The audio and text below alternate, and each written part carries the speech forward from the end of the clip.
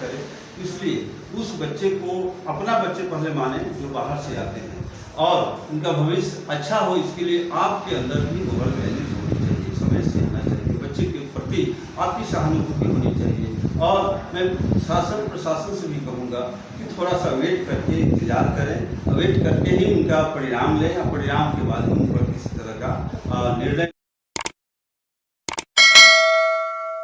नमस्कार, आप देख रहे हैं विल्सन मीडिया और इस वक्त मेरे साथ मौजूद हैं CPS यानी सेंट्रल पब्लिक स्कूल के चेयरमैन डॉक्टर हरेंद्र सिंह जी। ये महान शिक्षाविद हैं और आज मैं शिक्षा के क्षेत्र में जो फेरबदल हुई है इसी पर कुछ चर्चा करने का प्रयास करूंगा।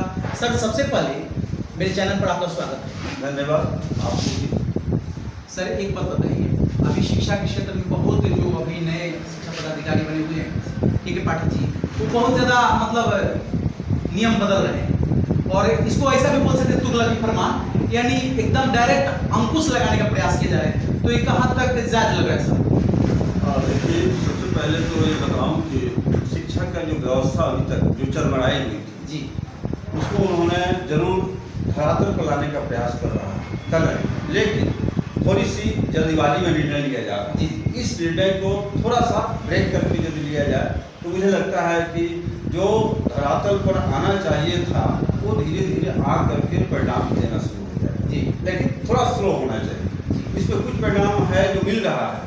जो लोग शिक्षण के अर्थ के लिए नियुक्ति की गई वो आज तक विद्यालय पर नहीं गए, या गए तो 2-4 मिनट या 1-2 घंटे के लिए गए, टाइम पास करके आए, वैसे लोगों को परेशानी हो रही है। लेकिन जो लोग अनवरत चलते रहे, जो शिक्षण कार्य में लगे रहे, उनको थोड़ा सा दबाव महसूस हो रहा है, क्योंकि यह काम कोई अलग से नहीं है।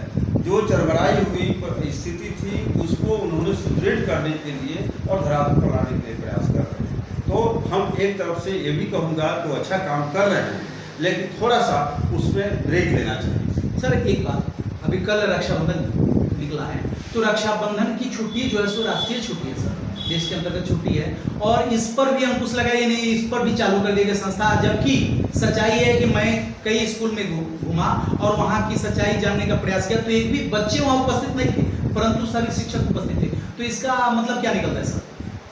सच कहा जाए तो यह रक्षाबंधन का पर्व देश स्तर पर मनाया जाता है, और इसमें वो बच्चे ही ज़्यादा उत्सुक होते हैं और 1-2 महीना पहले से उत्सुक होते हैं जो 10th और 12th लेवल के बच्चे होते हैं जी। एक्चुअली यहाँ पर एक छुट्टी होनी चाहिए थी, लेकिन ऐसा नहीं हुआ। क्यों नहीं हुआ, यह हमारे के पाठक साहब के दिमाग पर क्यों नहीं बात आई, इसके लिए हम लोग भी थोड़ा सा इसको सोचने विचारणीय हम लोग मुद्दा हमारे लिए भी है कि होना चाहिए था। और हम भी महसूस किए कि बहुत सारे विद्यालय अगल बगल के गवर्नमेंट के विद्यालयों में बच्चे एक नहीं थे, वहाँ पर कुछ भेद प्रक्रिया भी देखी गई। वहाँ एक टीचर, एक कोई विद्यालय का ऐसा वीडियो आया कि मात्र एक टीचर सभी एक बच्चे और सारे टीचर्स उपस्थित थे। तो ये स्थिति थी कि छुट्टी होनी चाहिए थी, ये मेरा विचार। देखिए, कहीं कहीं तो ये व्यवस्था है सर कि मतलब स्कूल जो है सो +2 तक हो गया है, परंतु वहाँ शिक्षक जो है सो मिडिल क्लास से आगे के नहीं है। तो वहाँ बच्चे हैं, एडमिटेड हो चुके हैं, लेकिन अगर शिक्षक नहीं होंगे तो पढ़ाएगा कौन? तो अगर इस पर व्यवस्था, इस पर ध्यान देना चाहिए सर। तो डायरेक्ट बच्चों को बुलाने का प्रयास किया जा रहा है और शिक्षा की व्यवस्था नहीं की जा रही। और शिक्षक लोगों से मैं बातें किया तो बता रहे हैं कि सर हम नोटिस दिए हैं, लेकिन अगर कुछ बोलेंगे तो हमारे ऊपर दबाव बन जाता है, हमारे ऊपर नोटिस कर दिया जाता है। तो हम ये जानना चाहते हैं कि सवाल किससे किया जा सकता है सर? बात सही है कि हमारे जितने भी गवर्नमेंट शिक्षक हैं अब कुछ भी बोलने से वो परहेज कर रहे हैं, क्योंकि इमीडिएट उन पर एक्शन हो रहे हैं। देखिए, बात जरूर है कि जो विद्यालय 8वीं तक था उनको 12 तक कर दिया गया है और शिक्षक का व्यवस्था नहीं हुआ है, वहाँ पर तो बहुत जल्दी और गंभीर ये मुद्दा भी है, जल्दी करना चाहिए। इस पर तो सिस्टम पर सवाल होगा ना सर? हाँ, ये बात होनी चाहिए, लेकिन बच्चे अभी तक इसलिए कोई नहीं समझ सकता कि बच्चे आते ही नहीं थे। जो लोग थे वो किसी तरह जाकर के काम कर लेते थे, लेकिन जब बच्चा आना शुरू हो गया तो यह शिक्षक की भी जिम्मेवारी हो गई और प्रशासन की जिम्मेवारी हो गई और ये सरकार की जिम्मेवारी हो गई कि कितना जल्दी उस शिक्षण कार्य के लिए उस शिक्षक को हम पूर्ति करें, ताकि हमारे जो उपस्थित बच्चे हैं, जो विश्वास लेकर के और गार्जियन भेजना शुरू कर दिए हैं, उनकी पढ़ाई समुचित हो, उनकी विकास हो। सर, सच्चाई तो ये भी है कि मैं बहुत अभिभावकों से बातें किया और सच्चाई है सर, इसको स्वीकार करना पड़ेगा कि जो भी जिसकी अर्थव्यवस्था ठीक ठाक है वो चाहते हैं कि हमारा बच्चा मतलब प्राइवेट संस्था में पढ़े, किसी सरकारी संस्था में न पढ़े। क्यों? अंदर भ्रांतियां भी बन चुकी है और हकीकत भी है कि सरकारी संस्था में सही से पढ़ाई नहीं की जाती है, जिस वजह से हमारा बच्चा सही नहीं निकल पाएगा। तो उसको तेज बनाने के लिए प्राइवेट संस्था में से जुड़वाते हैं लोग, बच्चे एडमिटेड कराते हैं।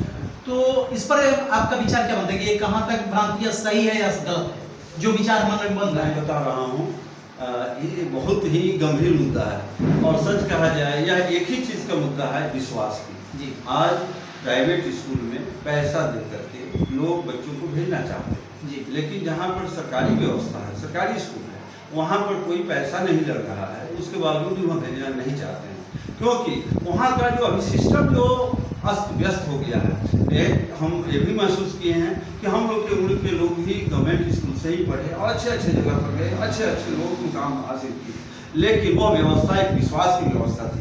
वहाँ फ्री होकर के शिक्षक भी बच्चों को पढ़ाते थे और उनको मोरल वैल्यू के लिए उनको दंडित भी करते थे। लेकिन सरकार के अंदर भी कई तरह की बातें आई, उनको कैनिंग नहीं करना है, उनको डांटना नहीं है, उनको कुछ यह व्यवस्था भी कहीं न कहीं बच्चों को विश्वास में लेने से परहेज कर रही है। लेकिन सरकारी प्राइवेट स्कूल वही है जहाँ पैसे लोग देते हैं और एक एक नज़र वहाँ पर रखते हैं कि हमारा बच्चा आज क्या पढ़ा नहीं पढ़ा। विद्यालय प्रबंधन भी लगी रहती है कि जो बच्चे आए हैं आज कितना पढ़ कर गए हैं, कितना आउटपुट दे कर गए हैं, इस पर लगातार लगे रहना भी प्राइवेट स्कूल की तरफ झुकाव है हमारे अभिभावकों। तो सरकारी संस्था में निःशुल्क शिक्षा दी जाती है, परंतु बच्चे वहाँ तक कि वहाँ जो शिक्षक है सरकारी संस्था में वो भी अपना बच्चा किसी प्राइवेट संस्था में पढ़वाते हैं। तो कहने का अर्थ है कि वो भी इस बात को समझते हैं कि सरकारी संस्था में पढ़ाई ढंग से नहीं की जाती, जिस वजह से उनको मजबूरन वहाँ अभिभावक बन के सोचते हैं। तो अभिभावक की जिम्मेवारी बनती है कि हमारा बच्चा सही बने, तो इसलिए वो लोग प्राइवेट संस्था में डालते हैं।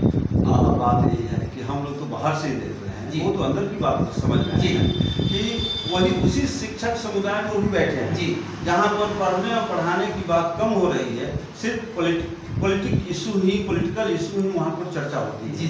और हमारा टीए कितना बढ़ा, हम अपसेंट भी हो गए तो कोई मतलब नहीं, एक सप्ताह का अटेंडेंस हम बना लिए, यही सारी चीज़ें। और यदि कोई उस पर अंकुश लगाता है तो उनको बहुत ही ज़्यादा दबाव बना करके या सरकारी यंत्र के द्वारा उनको वहाँ से या तो ट्रांसफ़र करा दिया जाता है और नहीं तो फिर उनको चुप करा दिया जाता है। इस वजह से वहाँ की व्यवस्था बिगड़ रही है और यही बिगड़ती हुई व्यवस्था को सुदृढ़ करने के लिए के पाठक ने यह एक अलग से अपना विजन दिया कि मैं इसको कैसे ठीक कर सकता हूँ। इसीलिए बायोमेट्रिक लगाना, पहले बायोमेट्रिक सुबह और शाम आकर के लगा दिए, टाइम पर लगा दिए और फिर टाइम पर पूरे दिन वहाँ नहीं रहे और शाम को जाकर लगा दिए। लेकिन अब तो ऐसा एक ऐप दे दिए हैं कि 3 किलोमीटर के अंदर यदि आप नहीं हैं तो आपका वहाँ पर नेगेटिव शो कर रहा है। इसलिए मजबूरी है कि आपको विद्यालय पर आना है, काम करना है। सर 75% से उपस्थिति कम होगी तो बच्चों को फॉर्म फिलअप नहीं किया जाएगा। तो मान लीजिए कि कोई किसी भी विद्यालय में +2 के बच्चे, +2 के शिक्षक नहीं हैं और वहाँ पर बच्चे एडमिटेड हैं, तो अगर प्राइवेट संस्था में नहीं पढ़ेंगे तो कैसे पढ़ पाएंगे सर? बात सही है, लेकिन प्राइवेट संस्था में जाएंगे सर तो वहाँ तो उनकी उपस्थिति रहेगी और सरकारी संस्था में अनुपस्थित रहेंगे। हाँ। तो कैसे मैच हो पाएगा? अब देखिए यहाँ पर ही कोई बंधन नहीं है कि आप गवर्नमेंट स्कूल में पढ़ाइए या प्राइवेट स्कूल में, लेकिन के पाठक ने एक सोच है कि यह एडमिशन ले लिए हैं गवर्नमेंट स्कूल में और ये पढ़ते नहीं हैं और जितना भी योजनाओं का लाभ होता है, जो सरकारी पैसा खर्च होते हैं वो आप वहाँ पर लेते हैं और कहीं वो दूसरे स्कूल से वो पढ़ करके पास आउट हो जाता है। सिर्फ नाम के लिए यहाँ पर उनका एडमिशन है, तो उस नाम को कायम रखने के लिए उनकी उपस्थिति वहाँ अनिवार्य थी, लेकिन उसके पहले उनकी व्यवस्था की व्यवस्था होगी, उसके बाद ही हम जायज लगेगा। एक दिन जो निकल रहा है, सेशन जो आ रहा है, उसको कैसे भरपाई किया जाएगा? लड़का कहीं ना कहीं पढ़ेगा।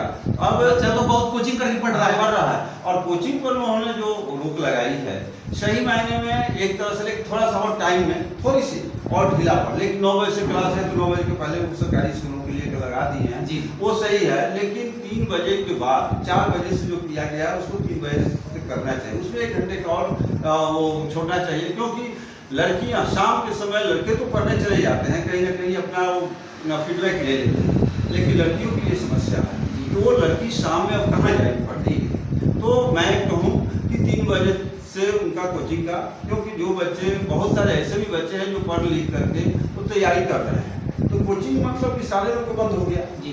तो जो बच्चे तैयारी में लगे हैं उनको वो भी हरास हो रहे हैं, तो तो वैसे बच्चों के लिए भी आइडेंटिफाई करनी चाहिए कि जो बच्चा कंपटीशन की तैयारी कर ले, उसकी जो कोचिंग करा रहे हैं, उनका एक समय अलग से निर्धारण होना चाहिए। करने का फिर अगर शिक्षा के क्षेत्र में बच्चों पर दबाव बना करके शिक्षा के प्रति रुचि जगाया जा सकता है, या मतलब उसको समझा बुझा करके प्रेम करके उसके प्रति लगाव लगाया जा सकता है? कैसे मतलब शिक्षा के प्रति बच्चों के अंदर रुचि जगे? हाँ, इसके लिए तो शिक्षक नहीं वो करते, वहाँ पर बाप माँ बनना पड़ेगा बच्चों को। वह विश्वास दिलाना पड़ेगा कि मैं ही तुम्हारे फादर हूँ, मैं ही तुम्हारे मदर हूँ। यह विश्वास जिससे बच्चे के अंदर आ जाएगा, वो पढ़ना आना शुरू हो जाएगा। और खेल के माध्यम से, उनको एंटरटेन करने के माध्यम से, उनको जितना एक्स्ट्रा एक्टिविटीज़ के माध्यम से उनको इतना इंटरेक्ट कर देना है कि बच्चा घर से कितना जल्दी स्कूल के लिए तैयार हो जाए, उसके मन और मस्तिष्क पर आ जाए, तभी वो जाकर के पढ़ पाएगा। दबाव बना करके हम लोग भी महसूस करते हैं कि अनुशासन मेंटेन करने के लिए दबाव बनाई जाती है, लेकिन जितना उनको काउंसलिंग करके, जितना उनको मोटिवेशन करके, जितना उनको करियर उनका वो करके, काउंसलिंग करके हम कर सकते हैं, उनको बुला सकते हैं, उतना दबाव बना करके। चलिए सर, आप अंत में जो भी शिक्षक हैं उनके लिए अपने तरफ से कुछ संदेश दे दीजिए ताकि बच्चों के जीवन में कारगर हो। मैं यही कहूँगा कि जितने भी शिक्षण कार्य हो, प्राइवेट स्कूल हो या सरकारी स्कूल, जितने भी शिक्षण कार्य में लगे वो अपने बच्चा से उनको पढ़ाने का प्रयास करें। जितना बच्चों के लिए आप जो लाइट रखते हैं कि मेरा बच्चा अच्छा करे, इसलिए उस बच्चे को अपना बच्चे पहले माने जो बाहर से आते हैं, और उनका भविष्य अच्छा हो, इसके लिए आपके अंदर भी ओवर वैल्यूज होनी चाहिए, समय से होना चाहिए, बच्चे के प्रति आपकी सहानुभूति होनी चाहिए। और मैं शासन प्रशासन से भी कहूँगा कि थोड़ा सा वेट करके इंतजार करें, वेट करके ही उनका परिणाम लें, और परिणाम के बाद ही उन पर किसी तरह का निर्णय लें, ताकि वो लोग की जो घबराहट है वो घबराहट मन से निकले। और सर, जो बच्चा है, बच्चा के लिए कुछ गुरु मंत्र दे दीजिए, तो जो पढ़ने वाले हैं उनके लिए कुछ गुरु मंत्र आप दे दीजिए। जो बच्चे पढ़ने वाले हैं, मैं यही कहूँगा कि वो अपने भविष्य को सुरक्षित रखने के लिए कंप्लीटली पूर्णतः अपने शिक्षण पर अपने को समर्पित कर दें। शायद आपका यही गुरु मंत्र होगा। जिस दिन वो समर्पण दोनों तरह से नहीं होगा, तब तक की पढ़ाई और भविष्य का निर्धारण संभव। चलिए, बहुत बहुत धन्यवाद। देखिए, अभी आप देख रहे हैं ये CPS ग्रुप के चेयरमैन डॉक्टर हरेंद्र सिंह जी हैं, और इनसे मैं शिक्षा के क्षेत्र में जो फेरबदल की है, शिक्षा की जो नीति है, इसी पर चर्चा करने का प्रयास किया। आप कमेंट में अपनी प्रतिक्रिया जरूर दीजिएगा। आप देख रहे हैं विल्सम इंडिया। जय हिंद, जय भारत।